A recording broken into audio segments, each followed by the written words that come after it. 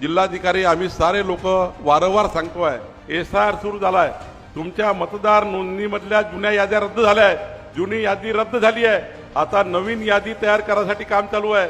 ही यादी तयार झाल्यानंतर पुढचे 20 वर्ष नवीन यादी तयार होणार नाही. या यादीमध्ये तुमचं नाव आलं नाही, तुम्ही हा विचार कराल मागच्या यादीत माझं नाव होतं, या यादीत तसं नाही आहे. जुनी यादी रद्द झाली आहे. आता आपल्याला कोणत्याही परिस्थितीत 17 ऑगस्ट पर्यंत आपलं नाव आहे की नाही चेक करून घ्यायचं आहे. ज्यांचं नाव नसेल त्यांचं नाव कधी येणार नाही. मग अन्नाची योजना बंद, रेशनची योजना बंद, साऱ्या योजना या बंद होणार आहे. कारण आधार कार्ड आणि मतदार कार्डला तुमची योजना जोडणार आहे. तुमचं मतदार यादीत नाव नसेल, मुलाची ऍडमिशन कशी होईल, तुमच्या मुलाबाळांना कसं बेसाबेलतुरीत त्या ठिकाणी योजना मिळेल, तुम्हाला अन्नाची योजना बंद, तुमची महिला बालकल्याण योजना बंद, तुम्हाला समाज कल्याणची योजना बंद. उद्याच्या बेलतरुडीत राहून काही फायदा होणार नाही. घर आहे पण फायदा नाही, कारण मतदारच नाही आहे, हक्कच नाही आहे.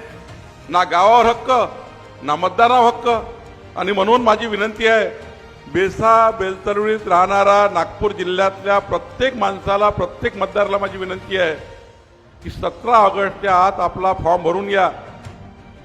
आपलं नाव मतदाराचं आहे का चेक करा. महसूल विभाग, महाराष्ट्र शासन. अधिकृत माहिती आणि महत्त्वपूर्ण अपडेट्स मिळवण्यासाठी आजच महसूल विभागाच्या सोशल मीडिया हँडलला फॉलो करा.